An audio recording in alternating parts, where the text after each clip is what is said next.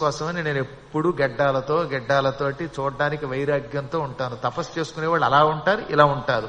మేము అవధూతలం, బ్రహ్మజ్ఞానులం, కాబట్టి మాకు కోరికలు ఉండవు. కానీ కోరికలతో ఎవరైనా మా దగ్గరకు వస్తే కోరికలు తీర్చడానికి మేము కూడా ఇలా తయారవుతాం అని తన అపూర్వ సౌందర్యంతో ఆవిడ చాలా సంతోషపెట్టాడు. ఆవిడకి బోలెడంతమంది కొడుకులు పుట్టారు, కూతుళ్ళు పుట్టారు. ఈ కొడుకులు కూతుళ్ళు పుట్టాక ఇక ఆయన చాలు, నీతో కాపురం చేశాను, మళ్ళీ నేను యోగాభ్యాసంతో భగవంతుడైన విష్ణువులో ఐక్యమైపోతాను, వెళ్ళిరానా అంటే కొడుకులు వచ్చారు, కూతుళ్ళు వచ్చారు, వాళ్ళందరికీ పెళ్లిళ్ళు అయ్యి ఎవరిదాని వాళ్ళు వెళ్ళిపోయారండి. బ్రహ్మదేవుడి కోరిక ప్రకారం ప్రజాభివృద్ధి అయ్యింది, మరి నా సంగతి ఏమిటి, నేను ముక్తిని పొందొద్దా? ఇంతకాలం అనురక్తితో బతికాను, రక్తి అయిపోయింది, ఇప్పుడు నాకు ముక్తి కావాలండి. అలాగా నన్నేం చేయమంటావు అన్నాడు ఆయన. ముక్తిని మీరైనా ఇవ్వండి, లేదా ముక్తినిచ్చే ఒక కొడుకునైనా ఇవ్వండి అంది ఆవిడ. ఆ మాట అన్నా బాగుంది. నీ ఎదురుగుండా కూర్చుంటే నాకు ముక్తి ఏంటి, మన ఇద్దరం రోజు కూర్చుని మళ్ళీ రిటైర్ అయ్యాక కబుర్లు చెప్పుకుంటూ కూర్చుంటాం. ఈ రిటైర్ అయిన తర్వాత ఏమవుతుందంటే ఇద్దరు భార్యాభర్తలు ఇద్దరు కూర్చుని వార్ధక్యంలో కూర్చుని జపం చేసుకునేటప్పుడల్లా ఇదిగో 1998లో ఏం జరిగిందంటావు, పెద్దాడు ఏం చేస్తున్నాడు, చిన్నాడు ఏం చేస్తున్నాడు, ఈ కబుర్లు వస్తాయి. అందుకని భార్యాభర్తలు ఎదురుగుండా కూర్చుంటే కొన్ని జపాలు చేయడం కష్టమని ఆయన చెప్పాడు పాపం. అందుకని నేను నీకు ముక్తి ఇవ్వలేను, ముక్తినిచ్చేందుకు ఒక సత్పుత్రుణ్ణి ఇస్తాను అని వెంటనే ఆవిడకు ఒక మహాపురుషుణ్ణి ఇచ్చాడు. ఎవరా పురుషుడు? శ్రీ మహావిష్ణువు ఆయన కడుపులో పడి అంశతో అవతరించాడు. విష్ణువు యొక్క అంశతో కర్దమ ప్రజాపతికి, దేవహూతికి కపిలుడు అని పేరు కలిగిన మహాత్ముడు పుట్టాడు. ఈ కపిలుడు విష్ణువు యొక్క 22 అవతారాల్లో ఒకడు. ఆయన కపిలుడంటే ఆయన పేరు మీదుగా తిరుపతిలో కపిల తీర్థం ఉన్నది. ఆయన తపస్సు చేసిన అడవి ఇవాళ కపిలారణ్యం, అంటే అమెరికాలో ఉన్న కాలిఫోర్నియా, అది కపిలారణ్యం. అక్కడ తపస్సు చేశాడు ఆయన. అమెరికా ఆ రోజుల్లో వెళ్ళిన వాడు ఆయన. ఇవాళ మనం ఏదో పెద్ద గొప్పగా పెడుతున్నాం అనుకుంటున్నాం. అదంతా కపిల మహర్షి యొక్క అడవి. ఆయన అక్కడ కేవలం ఆ రోజుల్లో మనుషులు తక్కువగా ఉండేవారు కదా, కొద్ది మంది జ్ఞానులు తప్ప ఎవరు పడితే వాళ్ళు అక్కడ ఉండేవారు కదా. అక్కడ ఆ రోజుల్లో తన తల్లి కోరిక మీద తపస్సు చేసి తండ్రిని ఆశీర్వచనం అడిగి, ఎప్పుడు కూడా ఎంత గొప్పవాడైనా ఎంత విష్ణువైనా తండ్రి యొక్క ఆశీర్వచనం తీసుకోవాలి, తీసుకుని అక్కడ తపస్సు చేశాడు ఆయన. ఇప్పుడు ఈ కర్దమ ప్రజాపతి తపస్సుకు వెళ్ళిపోతూ, మీ అమ్మ ఈవిడ దేవహూతి, పరమ పతివ్రత, స్వయంభూ అని పేరు కలిగిన బ్రహ్మదేవుడి మనుమరాలు, స్వయంభవమను కూతురు, ముక్తి కోసం నీలాంటి పుత్రుణ్ణి కన్నది. నీవా ఆది విష్ణువు యొక్క అంశతో పుట్టావు, కలియుగాంతం వరకు ఉండే అవతారం నీది. నీవు ఈ తల్లికి జ్ఞానాన్ని ఉపదేశించి ఆవిడను మోక్షానికి పంపించు అని ఆజ్ఞాపించాడు తండ్రి. అప్పుడు కపిలుడు తల్లిని కూర్చోబెట్టి ఆవిడకు అనేక సందేహాలు తీర్చి సాంఖ్యయోగం అని ఒక యోగ శాస్త్రం చెప్పాడు. కపిల సాంఖ్యము అంటారు. అందులో కొంత సారాంశాన్ని భగవద్గీతలో సాంఖ్యయోగం అనే పేరుతో కృష్ణుడు లోకానికి అందించాడు. ఈ కపిల సాంఖ్యం ఇప్పటికి కూడా జగత్ ప్రసిద్ధి. ఈ సాంఖ్యం తల్లికి చెప్పి ఆవిడ్ని శరీరంతో వైకుంఠానికి పంపాడు ఆయన. ఎంత అదృష్టవంతురాలండి ఆవిడ. అలాంటి పుత్రుడు పుడితే ఇక ఆ తల్లికి యోగమే పడుతుందట. తల్లి ఎప్పుడు అదృష్టవంతురాలు, ఇటువంటి కపిలుడు లాంటి కొడుకులు పుట్టాలి, మహాత్ములైన కొడుకులు పుట్టాలి. ఉత్తమ పుత్రులు పుడితే తల్లిని బ్రతికుండగానే సశరీరంగా స్వర్గం వంటి లోకాలకి పంపగలుగుతారు. స్వర్గం అయితే పెద్ద గొప్పే ఉంది, వైకుంఠానికి పంపాడు ఆయన. చరిత్రలో కొంతమంది ఉన్నారు. కపిలుడు తన తల్లి దేవహూతిని శరీరంతో వైకుంఠానికి పంపాడు. ఆది శంకరాచార్యులు వారు కలియుగంలో కేవలం 32 ఏళ్లు బతికిన పుణ్యాత్ముడు వార్ధక్యంలో వాళ్ళ అమ్మ తలుచుకుని కుమారా రమ్మంటే మంచం మీద ఉన్న తల్లి దగ్గరికి వచ్చాడు. అమ్మా, నీవు కోరినట్టు వచ్చాను, నీకు మోక్షం ఇస్తాను, నీకు కైలాసం కావాలా వైకుంఠం కావాలా అని అడిగాడు. చాయిస్ ఈజ్ యువర్స్ అన్నాడు ఆయన. అంటే ఆవిడంది, కైలాసం కావాలా వైకుంఠం కావాలా అని అడిగితే, నాయనా శంకర నేనేం చెబుతాను, చూస్తే కదా ఏది బాగుందో తెలుస్తుంది, నీకేం కావాలని అడిగితే చూడాలి కదండి మనం కూడాను. హఠాత్తుగా మీరు ఎవరన్నా వచ్చి కాశీలో మీకు అక్కడో స్థలం ఉంది ఇక్కడో స్థలం ఉంది దానం ఇద్దాం అనుకుంటున్నాం, ఎక్కడ కావాలని అడిగారంటే చూడకుండా ఏం చెబుతాం. కాబట్టి ఎవడన్నా చూడాలి దేన్నైనా. అందుకని ఆవిడ చాలా తెలివిగా చూస్తే కదా నాయన ఏది కావాలో చెబుతాను అంది. ఓ సంతేనా అని వెంటనే ఆవిడకి దివ్య దృష్టి ఇచ్చి కైలాసం ఎలా ఉంటుందో చూపించాట, వైకుంఠం ఎలా ఉంటుందో చూపించాట. రెండు చూసింది, రెండు బాగున్నాయి, రెండింట్లో వైకుంఠం ఇంకా బాగుంది, నాకు వైకుంఠమే కావాలంది ఆవిడ. టక్కన ఆవిడ వైకుంఠానికి పంపేశాడు ఆయన. అలాంటి అదృష్టం ఆ తల్లికి వచ్చింది, అటువంటి కొడుకు పుట్టాడు. అదొక యోగం అనుకోండి. భగవంతుడు ఎప్పుడో ఒకప్పుడు మీకు కూడా అలాంటి పుత్రుల్ని ప్రసాదించగాక అని కోరుకుందాం. ఈ విధంగా కపిల మహర్షి సశరీరంగా తల్లిని పంపాడు వైకుంఠానికి. ఆ తర్వాత ఆయన కొంతకాలం అరణ్యంలో ఉండి తర్వాత పాతాళానికి వెళ్ళాడు. ఇప్పుడు ప్రస్తుతం పాతాళంలో తపస్సు చేసుకుంటున్నాడు. ఆ కపిల మహర్షి ధర్మమాననే భూలోకానికి గంగ కూడా వచ్చింది. ఆ తర్వాత బ్రహ్మదేవుడు అనేకమైన చిత్రాలు చేశాడు. చెట్లు సృష్టించాడు, నదులు సృష్టించాడు. గంగా నది విష్ణు పాదాల నుండి పుట్టి శివ జటాతోటం మీదకి చేరి భూలోకానికి వచ్చి అక్కడ నుంచి గంగ అని పేరు కలిగిన ఒక గాంగేయ స్థలంలో పడి బిందు అనే సరస్సులో పడి 7 పాయలయ్యింది. అందులో సీత, సుచక్షువు, సింధువు ఈ 3 పాయలు తూర్పుకెళ్ళాయి. పావని, హ్రాదిని, నళిని అని 3 పాయలేమో పడమరకెళ్ళాయి. 7వదైన పాయ భాగీరథి గంగ, అది మళ్ళీ శాఖోపశాఖలై బదరీ దగ్గర అలకనందగా, కేదారం దగ్గర మందాకిరిగా ప్రవహించి రుద్రప్రయాగ దగ్గర ఈ పాయలన్నీ కలిసి అక్కడి నుంచి హృషీకేశం చేరి, హృషీకేశం నుంచి హరిద్వారం చేరి, హరిద్వారం అంటే సప్తమహాపురాల్లో మాయాపురం అనమాట. అయోధ్య, మధుర, మాయా, కాశీ, కాంచీ, అవంతిక, పురి, ద్వారవతి చైవ సప్తైతే మోక్షదాయిన. ఈ ప్రపంచంలో 7 మోక్షపురాలున్నాయి. ఒకటి అయోధ్య, రెండవది మధుర, మూడవది కాశీ, 4వది ఇప్పుడు దక్షిణాదిలో ఉన్న కాంచి, ఆ తర్వాత ద్వారక, మాయాపురం అంటే ఇప్పుడు హరిద్వారం అనమాట. అందువల్ల అయోధ్య, మధుర, మాయా అనేది ఎప్పుడు హరిద్వారం గుర్తుపెట్టుకోండి. కాశీ, కాంచి, అవంతి అంటే ఉజ్జయిని. ఈ విధంగా 7 మోక్షపురాలు ఉన్నాయి.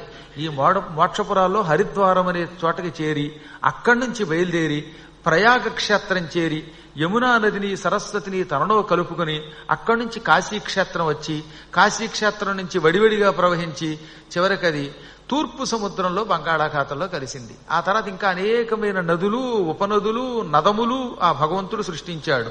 సరోవరాలు సృష్టించాడు, గ్రామాలు సృష్టించాడు. క్రమక్రమంగా దంపతులు అనేటటువంటి ఒక బంధం ఏర్పాటు చేశాడు. సృష్టి క్రమం కొనసాగడం మొదలుపెట్టింది. ఇదంతా మొదటి మనువు యొక్క కాలంలో జరిగింది. ఆ మొదటి మనువు కాలంలో భృగువు అని ఒక గొప్ప ప్రజాపతి ఉన్నాడు. భృగు మహర్షి చాలా గొప్పవాడు. ఈ భృగు మహర్షి అమ్మవారు లక్ష్మీదేవిని ఉపాసన చేశాడు. అప్పుడు లక్ష్మీదేవి ప్రత్యక్షమయ్యింది. నీకేం కావాలి నాయనా అంది.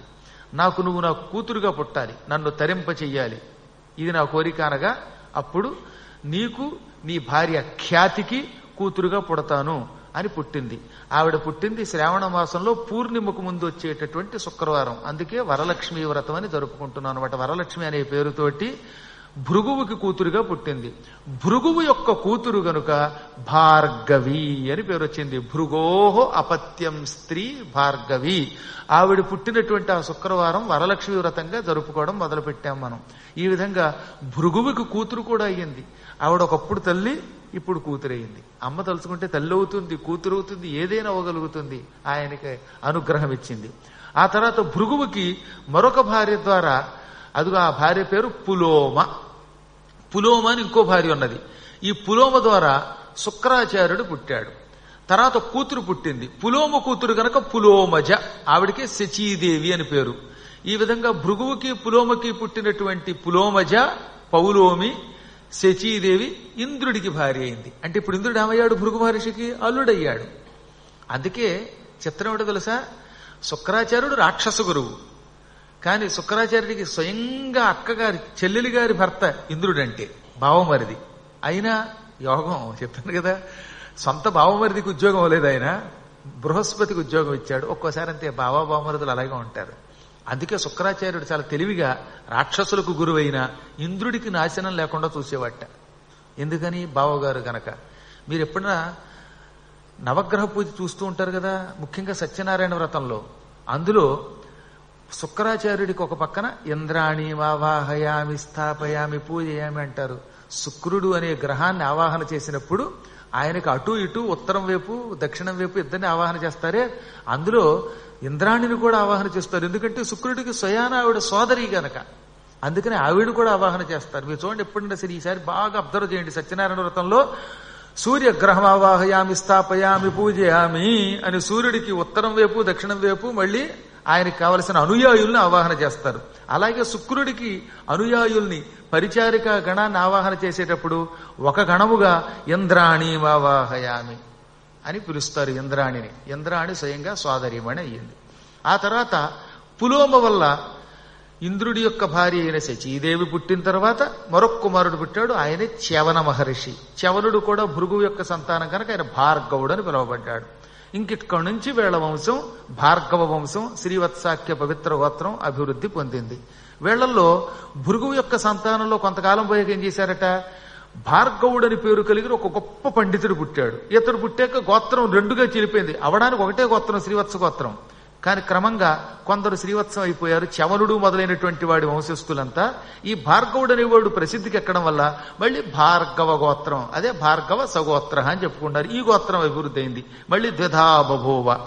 ఇలా గోత్రాలు, మునులు వీళ్ళు పెరుగుతూ పెరుగుతూ అసంఖ్యాకంగా ప్రజలు పుట్టుకొచ్చారు. ఈ ప్రజలంతా ప్రారంభంలో ఒకటే, అంత భగవంతుని పుత్రులే. కానీ చేస్తున్న వృత్తుల వల్ల క్రమంగా వేళ్లలో చాతుర్వర్ణములు, మళ్ళీ కులములు, ఉపకులములు, శాఖలు, ఉపశాఖలు పుట్టాయి.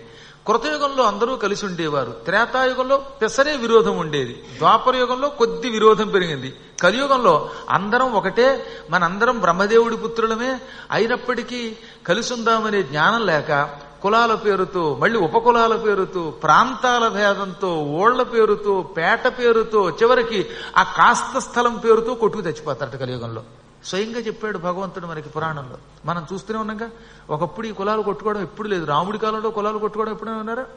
పొరపాటున అన్ని కులాల వాళ్ళు ఎంత ప్రేమతో ఉన్నారో భారతంలో చెప్పాడు. ద్వాపరయుగంలో కూడా. కలియుగంలో ప్రారంభంలో బాగున్నాం. ముందు తురకాళ్ళు వచ్చారు, చిచ్చు పెట్టారు. బ్రిటిష్ వాడు వచ్చాడు, పూర్తిగా చిచ్చు పెట్టాడు. ఆ చిచ్చులో పడి రొచ్చులో పడిపోయి అడ్డమైన పనులు చేయడం మొదలు పెడుతున్నాం. ఓట్ల కోసం నెత్తి మీద టోపీలు పెట్టుకోవడం ఏంటంటే వెధవ ఫోటోలు ఇలా అనుకోవడం. ఎందుకు ఆ దరిద్ర బతుకు? ఆ బతుకు బతికిన చెంబుడు నీళ్ళలో దూకు తెచ్చిన ఒకటే. కాబట్టి మన మతాన్ని మనం నిలబెట్టుకోవాలి. మనం ఎప్పుడు కూడా ఏ మతాన్ని ద్వేషంతో గుర్తుపెట్టుకోండి. చెప్పేది ఏంటంటే నీ సంప్రదాయం నువ్వు కాపాడుకో. అందరూ ప్రాణులు బాగుండాలి, ప్రతి కులం బాగుండాలని కోరుకోవాలి. ఓట్ల కోసం ఇంకో దానికోసం తగాదా పెట్టకూడదు. గుర్తుపెట్టుకోండి, ప్రతి ప్రాణి పరమాత్మ స్వరూపమేనండి. ఇందులో ఆయన ఆయన ఆయన అంత పరబ్రహ్మమే. ప్రతి ప్రాణిని చండాలోస్తు సదుద్దిదోషు గురురిత్యేషా మనీషా మమ అని శంకరుడంటే ఆయన ఉన్నాడు. సునిచైవ శపాకేచ పండితాహ సమదర్శన అన్నాడు కృష్ణుడు. కుక్కలు కుక్క మాంసం తినేవాడిలో కూడా ఒకే పరమాత్మను చూస్తారు పండితులంటే. కానీ ఇవాళ ఏం చేస్తున్నాం మనం? దురదృష్టవశాత్తు కలి ప్రభావం వల్ల వీళ్లలో వీళ్ళకి తగాదాలు తగాదా పెడితే కానీ వీడికి ఓట్లు రావు. అందుకని ఆ ఐకమత్యం రాకుండా చేస్తున్నాం. కాబట్టి అందులోంచి బయటపడండి. అందరం ప్రేమతో కలిసిపోవండి. కలిసి మీ వృత్తి, మీ కులం, పెళ్ళిళ్ల వరకు, భోజనం వరకు నిలబెట్టుకోండి. అంతేగాని బయటకు వచ్చిన తర్వాత నేనే, నా వంశమే, నా కులమే అనే భ్రమను విడిచిపెట్టండి. లేకపోతే అజ్ఞానంలో పడతాం. చివరికి ఎందుకు పనికి రాకుండా పోతాం. తన సంప్రదాయం మాత్రం ఎట్టి పరిస్థితుల్లో విడిచిపెట్టకుండా కాపాడుకుంటూ ప్రాణిని ప్రేమిస్తూ ఈ ప్రాణిలో పరమాత్మను చూసేవాడు భగవంతుడు అవుతాడు. ఇలా సృష్టి క్రమక్రమంగా అభివృద్ధి చెందింది. ఆ తర్వాత కొంతకాలానికి మొదటి మనువు స్వయంభూ అనేటటువంటి వాడు మహాతపస్సు చేసి భార్యాసమేతంగా మోక్షానికి వెళ్ళిపోయాడు. ఆయన వెళ్ళిపోతున్నప్పుడు ఆయన కాలంలో ఊర్జితుడు, ఉషస్వనుడు మొదలైనటువంటి వాళ్ళు దేవతలు. అందులో ఊర్జితుడు అనేవాడు ఇంద్ర పదవిలో ఉండేవాడు. ఆ కాలంలో సప్త ఋషులు పరమతపస్సు చేసి లోకానికి ఎప్పుడు ఏ వస్తువు కావాలో ఆ వస్తువు అందించారు. మనువు యొక్క సంతానం కనుక మనందరికీ మానవులు అని పేరు వచ్చింది. మానవుడు అనగా మనువు యొక్క పిల్లలు. కాబట్టి మనువుని తిట్టామంటే మనం మనల్ని మనం తిట్టుకున్నట్టే, మన తండ్రిని తిట్టినట్టే. మనోహ పత్యం పుమాన్ మానవ. మనువు యొక్క పుత్రుడు కనుక ఈ జీవిని మానవుడు అన్నారు. ఇది స్వయంభవ మనువు కథ. ఇది ప్రథమ మనువు కథ. ఇప్పుడు రెండవ మనువు కథ చెబుతున్నాను వినమని మార్కండేయుడు క్రోష్టుకి రెండవ మనువు కథ చెప్పాడు. ఈ రెండవ మనువు ఎప్పుడు పుట్టాడు, ఈయన కథ ఏమిటి, ఈ కమామిషి ఏమిటి? బాగా ప్రాచీన కాలంలో వరణ, అసి అని రెండు ఉపనదులు ఉండేవి. ఈ చిన్న నదులు కాశీ దగ్గర గంగలో కలిసిపోతాయి. వరణ ఒకవైపు నుంచి, అసి ఒకవైపు నుంచి వచ్చి గంగలో కలుస్తున్నాయి. ఈ రెండు నదులు కలుస్తున్నటువంటి సంగమ ప్రాంతం మధ్యలో ఉంది గనక ఇది వరణ, ఇది అసి. ఈ రెండు గంగలో కలుస్తున్న మధ్యలో ఉన్న ఊరు వారణాసి. అదే వారణాసి, వారణాసి, వారాణసి అనే పేర్లతో ప్రసిద్ధికి ఎక్కింది. ఈ రెండు నదుల్లో ఒక నది అయిన వరణ అనే నదీ తీరంలో ఒకప్పుడు ఒక గొప్ప పురం ఉండేదట. వరణాయాస్తటే పూర్వం అరుణాస్పదపురం. పూర్వం అరుణాస్పదం అని ఒక ఊరున్నది. ఇప్పుడు ఆ ఊళ్ళు ఉన్నాయో లేవో, కాలక్రమేణా ఊళ్ళ పేర్లే మారిపోతున్నాయి కదా. కాలం మారిపోతూ ఉంటే ఊళ్ళ పేర్లు మారిపోతూనే ఉంటాయి. ఏమంటే ఇక్కడ నుంచి మన అదృష్టం ఏంటంటే ఈ చరిత్రని, ఇప్పుడు రాబోయే సారోచిషమను యొక్క చరిత్రని సంస్కృతంలో వేదవ్యాసుల వారు దాదాపు 1000 శ్లోకాల్లో రాశారు. అంత అపూర్వగాథని తెలుగులో మార్కండేయ పురాణంలో చాలా అందంగా ఒక 250 గద్య పద్యాల్లో రాశాడు. ఆ తర్వాత మరొక పుణ్యాత్ముడు తయారయ్యాడు. ఆయనే అల్లసాని పెద్దన, శ్రీకృష్ణదేవరాయల ఆస్థాన కవి, అష్టదిగ్గజాల్లో పెద్దవాడు. ఆయన ఈ సారోచిషమను సంభవాన్ని కేవలం 250 పద్యాల్లో మార్కండేయ పురాణంలో మారణ రాసిన దాన్ని 628 గద్య పద్యాల్లో స్పష్టంగా వివరించాడు. దానికి మను చరిత్ర అని పేరు. ఆ చరిత్రని కృష్ణదేవరాయలు రాయించి అంకితం పుచ్చుకుని ఆయన కాలికి గండపెండేరం దొరికేట ఈ కథ అయ్యాక. దాన్ని బట్టి ఎంత గొప్ప కావ్యం ఆలోచించండి. మను చరిత్రం బందుకొని వేళ పల్లకి ఒకకేల పట్టి ఎత్తే, పల్లకీలో కూర్చోబెట్టి తాను మోసేట, బిరుదైన ఘన గండ పెండేరమునకీవె తగుదంచు కాలికి తానే తొడిగి అని పాపం అల్లసాని పెద్దను రాసుకుంటాడు. ఈ గండపెండేరానికి నువ్వే అర్హుడివని ఆ రోజుల్లో కేజీ బంగారంతో మళ్ళీ గండపెండేరం చేయించామంటే గండపెండేరమే కానీ అందులో గండము లేదు పెండేరము లేదు. అలా ఉంటాయి కొన్ని చోట్ల. కంకణం వేస్తారు, కంకణంలో బంగారం ఎంత ఉందో వెతుక్కోవాలి మనం. కానీ ఆయన కేజీ బంగారంతో అంత బరువు ఉన్న అద్భుతమైన గండపెండేరం చేయించి కాలికి తొడిగాడు. కోకటగ్రామాద్యనేక అగ్రహారంబులు అడిగిన తావుల యందునిచ్చే ఈ మరుచరిత్ర ఎంత గొప్పదంటే, ఆ అద్భుతమైన కథ రాయించుకుని విని అంకితం పొంది ఆయనకు అగ్రహారాలు ఇచ్చాట. అది కూడా కోకట అని ఒక గ్రామం ఉన్నది. ఆ గ్రామం అంత సస్యశ్యామలం. అటువంటి ఎన్నో అగ్రహారాలు ఇచ్చాట.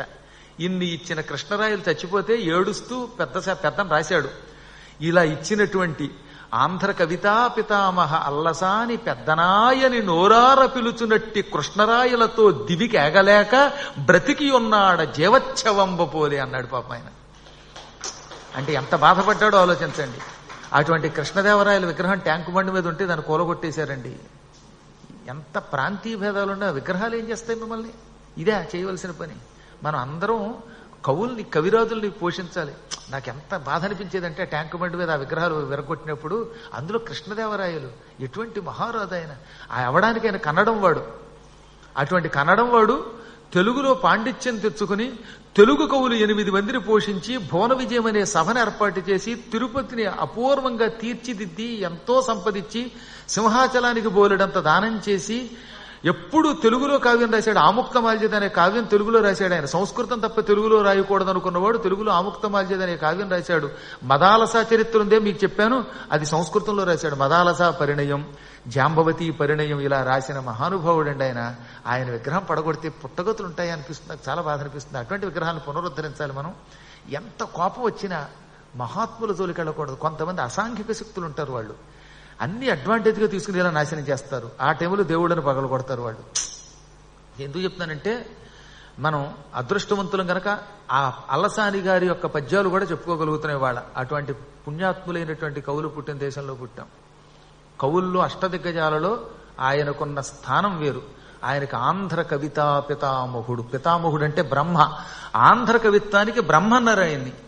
ఆయనని గురించి చదవకుండా తెలుగు నేర్చుకున్నవాడు ఉండడు. మేమందరం చిన్నప్పటి నుంచి, నాకు 5వ ఏట ఒక మహానుభావుడు నేర్పాడు. ఉంగుటూరు అనే ఒక ఊళ్ళో ఒక ఏడాది ఉన్నారు మా నాన్నగారు. నాన్నగారి దగ్గర చదువుకున్న శిష్యుడు ఉండేవాడు, తల్లాప్రగడ సుందర శివరావు గారు. నాకు 5 ఏళ్లు కూడా లేవేమో, 4 ఏళ్ళు ఉన్నాయో. నేను 1/1/66 పుట్టాను. 69 3 ఏళ్లే.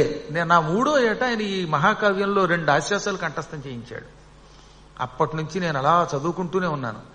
ఎందుకు చెప్తానంటే పిల్లలకి నేర్పండి అవి. అల్లసాని పెద్దన కావ్యం కంఠస్థం చేసే యహం పరం 2 వస్తాయి. అద్భుత భావనలు. అందులో హిమాలయ పర్వతాన్ని ఆయన వర్ణించినటువంటి తీరు వినాల్సిందే.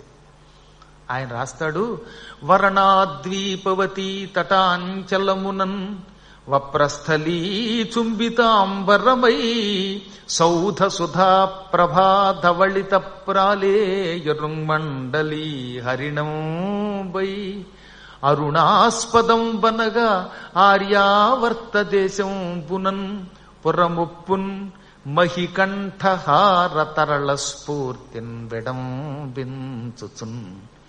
ఈ భూమండలంలో వింధ్య పర్వతం ఒకటి, హిమాలయ పర్వతం ఒకటి, ఇలాంటి పవిత్ర పర్వతాలు కొన్ని ఉన్నాయి. ఈ పవిత్ర పర్వతముల మధ్యలో ఉన్న స్థలమునకు ఆర్యావర్త దేశం అని పేరు.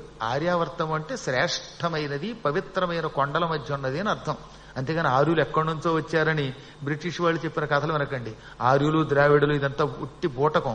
దొంగలు కొంతమంది మన చరిత్రని కంపు చేశారు. అలా ఆర్యావర్తము అంటే పవిత్రమైన శ్రేష్టమైన భూమి. ఇక్కడ దేవుడు పుట్టాడు, ఇక్కడ దేవనదులు ఉన్నాయి, ఇక్కడ స్వయంభూ ఆలయాలు ఉన్నాయి. వీటన్నిటితో కూడిన పవిత్ర స్థలం గనక ఇది ఆర్యావర్తం. ఈ ఆర్యావర్త దేశంలో వరణా నదీ తీరంలో అరుణాస్పదము అని పేరు కలిగిన ఒక పురం ఉన్నది. ఆ ఊరికి అరుణాస్పదము. దానికి ఆ పేరు ఎందుకు వచ్చిందో తెలుసా? చాలా మందికి అనుమానం ఇప్పటికి కూడా. పూర్వం వినత అని పేరు కలిగిన ఒక ఆవిడ ఉన్నది. ఆవిడ సాక్షాత్తు కశ్యప ప్రజాపతి యొక్క భార్యల్లో ఒక భార్య. ఆవిడకి 2 గుడ్లు పుట్టాయి. ఆ 2 గుడ్లు ఎప్పటికీ పిల్లలు అవ్వకపోతే అందులో ఒక గుడ్డు పగలగొట్టింది. ఆ గుడ్డులోంచి అరుణుడు అని పేరు కలిగిన ఒక ఆయన పుట్టాడు. ఆయన సూర్యుడికి రథసారథి. ఆ మహానుభావుడికి అనూరుడని పేరు. ఆ అనూరుడనేవాడు పుట్టాడు, ఎర్రగా ఉంటాడు గనక అరుణుడు అన్నారు. ఆ అరుణునికి ఆస్పదము, జన్మనిచ్చిన స్థలం గనక అరుణాస్పదం అన్నారు. వరణా నదీ తీరంలో పుట్టాడు ఆయన. అంతటి సూర్యుడి సారథి పుట్టిన ఊరండి అది. పవిత్ర స్థలం అది. అందుకే ఎప్పటికి కూడా ఆ వరణా నదీ తీరంలో ఉన్న పొలాలు అద్భుతమైన పంట పండుతాయి. గోధుమ, వరి తెగ పండేస్తాయి, విరగబొండుతాయి అక్కడ. అసలు గంగా తీరమే సారవంతమైన భూమి. ఆ సారవంతమైన భూమి ఎన్ని పంటలు ఇస్తుందో. భూలోకంలో తినడానికి పంట ఇస్తోంది, శరీరం విడిచిపెడితే ముక్తి అనే పంట ఇస్తోంది. మోక్షం అనే పంట, ఈ లోకంలో పంట రెండూ ఇచ్చేది గంగా నదీ తీరం అంటే. అటువంటి అరుణాస్పదం అనే ఊళ్ళో మంచి మంచి భవనాలు ఉన్నాయి. ఈ భవనాలు ఎటువంటి భవనములు? ఆకాశాన్ని అంటుతున్న భవనాలట. ప్రాళేయురుంమండలీ హరిణంబై అంటాడు ఇక్కడ ఒక మాట. అంటే ఏమిటో తెలిసినా, అక్కడ పెద్ద పెద్ద భవనాలు ఉన్నాయి, ఆకాశాన్ని అంటుతున్న భవనాలు. ఈ భవనాలకి సుధా, వెల్ల వేశారట. సుధా అంటే వెల్లని కూడా అర్థం సుమండి. సుధా అంటే అమృతమే కాకుండా అది వప్రస్థలి చుంబితాంబరమై సౌధ సుధా ప్రభా ధవళిత ప్రాళేయ రుంమండలి హరిణము.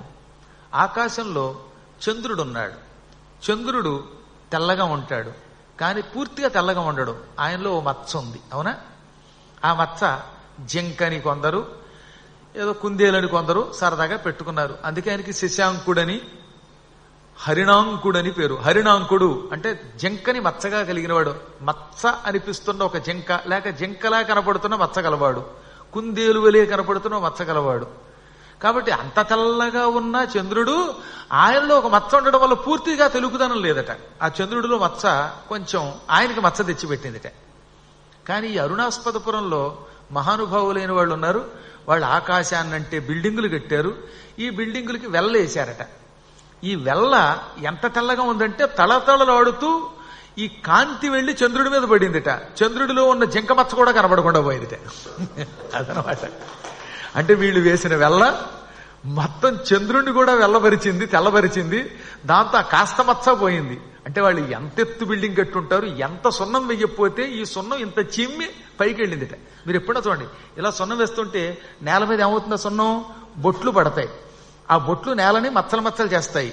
వీళ్ళు వేసుకుంటున్న సున్నం కొంత ఎగిరి వెళ్లి చంద్రుడి మీద పడి ఈ కాంతి ఆ చంద్రుడిలో ఉన్న నల్లమచ్చదనం కూడా కనబడకుండా చంద్రుడిని కూడా తెల్లబరిచిందిట.